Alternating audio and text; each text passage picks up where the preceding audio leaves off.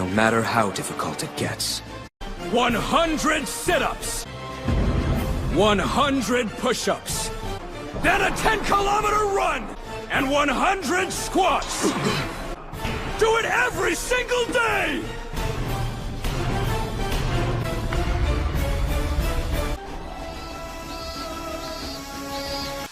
Challenge accepted. I am partway through day one of the One Punch Man challenge. I'm going to be doing it for 30 days. What it is, 100 push-ups, 100 sit-ups, 100 squats, and then followed by a 10k run, which I'm currently not thriving at the moment, not gonna lie. Oh, I'm gonna do a jump.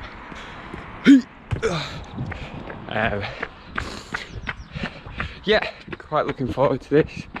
Should be fun. I think the most difficult part is going to be this part, the actual run. 10k is really far.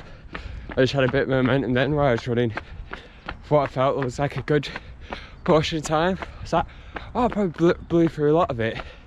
Yeah, it was like 1k. Are we there yet? No! Are we there yet? No, we are not! Are we there yet? No! It's going to be a 30-day challenge. I'm really looking forward to it.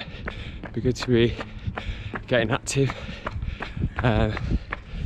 You know, this is while quarantine's happening. It's like an apocalypse. And as Zombieland says, first rule of zombie apocalypses is cardio. Damn.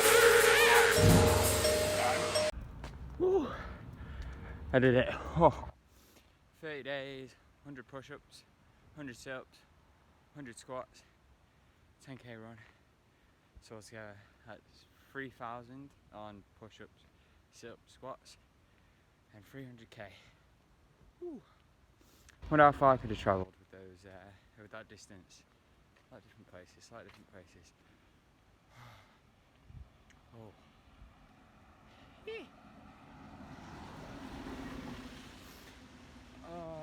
I guess it's time to break it down. The One Punch Man challenge, one man punch, whichever one it is. I've just finished the last run. Oh, I'm a bit tired. Yeah, I guess it's probably best to break it down. Probably start with the 10k run because that was the heaviest part of this. Sammy had a prediction for that on day one, like partway through the run. Yeah, these clips will give me a chance to get my breath and yeah, pretty much explain how it went. Oh god, lungs on fire.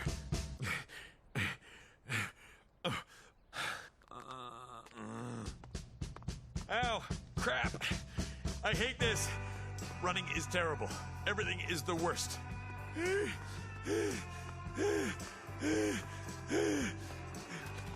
Oh my god. Oh my god. It gets easier. Huh? Every day it gets a little easier. Yeah? But you gotta do it every day. That's the hard part. But it does get easier. Okay. When your legs don't work like they used to before. Yeah, it's a 10k run. Yeah, it's a lot. It's a lot, but you know what? Each day it felt less and less. Definitely felt like it went quicker. I mean, it did with times-wise. Times you definitely see it got lower and lower. I think I was starting around like an hour 20. I did like an hour 51 time because my knee was bad. I actually injured it, not from exercising or running. And that was a big part of the first couple of days, was just trying to just power through that knee injury. I was looking for tactics on how to run with a knee injury. A lot of advice was just don't run, but I didn't want to give up. I literally happened like day 4. I was like, I didn't want to give up that early, and there was a few stretches and stuff like that which really helped, and I think that actually helped me in the long run. And then you start to, like, in the middle, when my knee was getting better and better, those speeds coming up. I think my initial target when I started day 1 after day one was like, if I can get it an hour in a single digits, like an hour 5, hour 9, I'd be happy. And I got that, and that was good. And then my knee was feeling really, really good, and I was getting like consistently, and I was like, I wonder if I could get under an hour. And then I did that, and that was a big time shock. And yeah, no, that felt really good. I think what helped with that was learning running techniques. I googled and YouTubed quite a bit, and it was learning like differences in speeds. So like you've got like controlled, like so it's pace you can keep normally. It's obviously more than walking. And then there's like one way you're sort of pushing it a bit, so you're starting to get out of breath. And again, that's sort of like, you don't want to be doing like every K or whatever. But that really helped, and there was like full on push, like going to the end. And I think I used that quite a lot for the like last K. I was like, that was always a big push, and it's always much faster than my other rounds. And 30 days is a lot, man. Like towards the end, my body was just sort of giving up a lot, not giving up, but just like it was feeling it, and stretching was helping a bit, but only to a certain degree. Like there's only so much stretching can do, and I did plan for like, okay, there's some days where I can't hack it, I'll do a 10k walk. Fortunately, I didn't have to do that. I think there was some days where like I did a run and a walk, and there was this one day where I did I'd sprint 1k and then walk 1k. And that made me realise that I was like, oh, I can actually split this up K by K and use some variety from my speeds.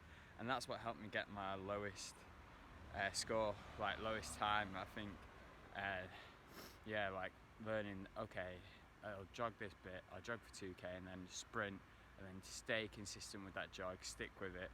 And that definitely helped. And it helped as well. These last couple of days have been like tests for consistency, really. Yeah, my other knee was acting up. I don't know if it was overcompensating or whatever. And for a good couple of days, it was like, okay, just keep trying to get that initial target. Just keep jogging, no walking. I managed to do that, and I was getting like one in single digits, which was great. And then my knee was starting to feel better, and I was like, okay, this last week, I was like, right, all under an hour, and I did that, which was, it was good. Or just consistent speeds, no real sprints, and worked out. I'm happy with a run. Don't know if I'll run for a long time now though. It's a lot. Now let's move on to the exercises. 100 push-ups, 100 sit-ups, and 100 squats, in case you forgot. Now these exercises aren't exactly intimidating ones, and neither were the numbers for me personally. The one I'd thought I'd struggle with, and the one that was definitely the slowest, was the push-ups. It's always been a thing for me. I can go quite fast on squats, and I can always maintain stuff on sit-ups. And I will say that the push-ups were the one that, when my times got lower or my times changed, it was mainly due thanks to the push-ups. And a big part of that was just sticking with it. Luckily, they were the first thing there, so it was, all your momentum and all that beginning energy or adrenaline was going towards them. And I definitely felt more confident with him on the last day than the first day. A big thing that helped was one of my good friends challenged me to a little online challenge, and it was to see how many push-ups you can do in a minute. And the day I did that, I decided to include it as part of the thing, and I managed to get, I think it was 40 in the first minute. Now the rest of the 60, did take a bit longer than that, but I think that helped me definitely lower my speed and get those push-ups out faster, just doing one huge set at the beginning. I think I was averaging between like 20 and 40. But that cleared a good lot of them out the way. And then I'd usually break them up into sets just to stay consistent, usually like 5 reps, very short moments of rest.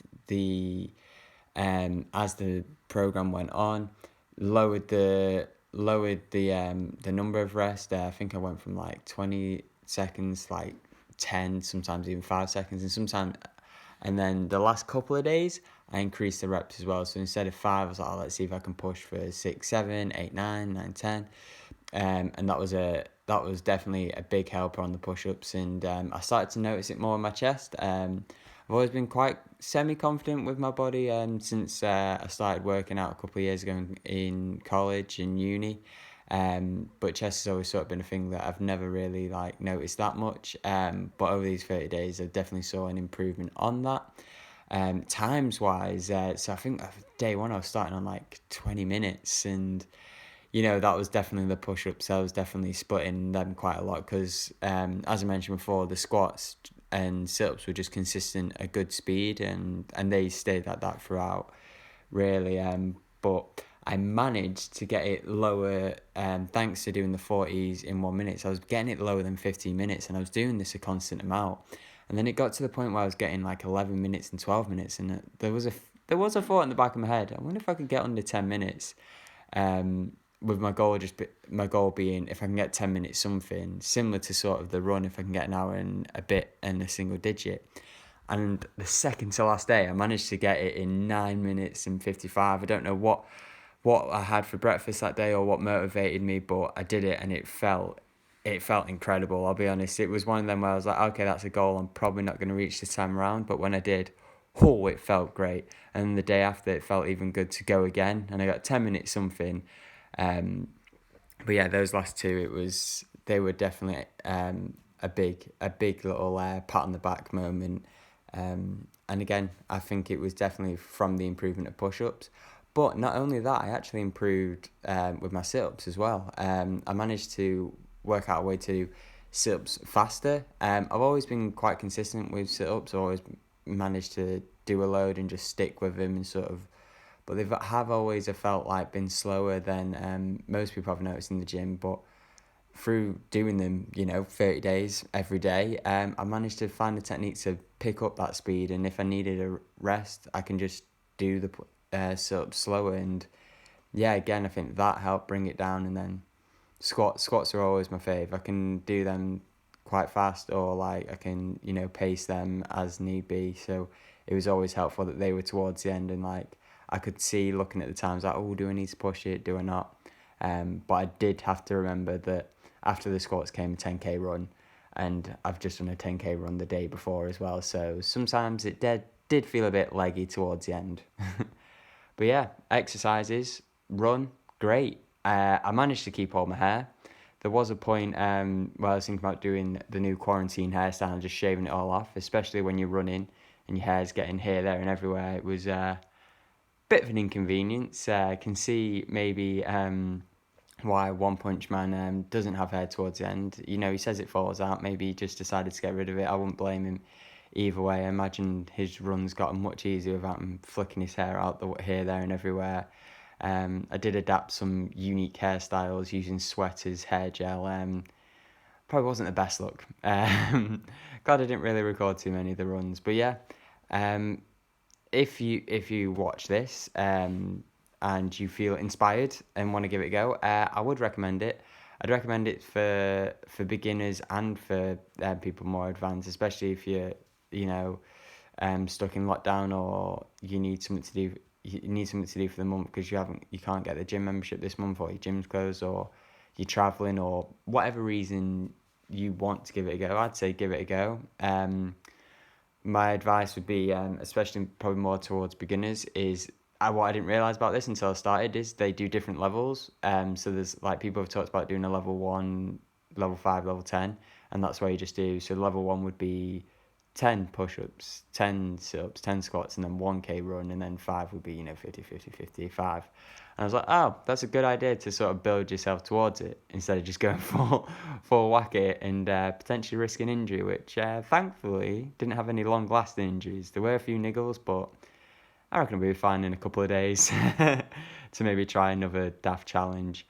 But yeah, definitely that. And like I said, with the run section, just be prepared to have those days where, okay, maybe I walk a bit this run, or maybe I walk the entire run. Yeah, and it is good, and you do. I've noticed improvements, and I'm sure you will too. Yeah, it's been really enjoyable. If there is time, I will, and I've not waffled on a bit too long, you can enjoy the rest of the time lapse of the exercises, and I'll see if I can fit in the theme to One Punch Man. Hopefully it doesn't get taken down for copyright. If it does, there'll be a generic uncopywritten song. Yeah, thanks for checking this out.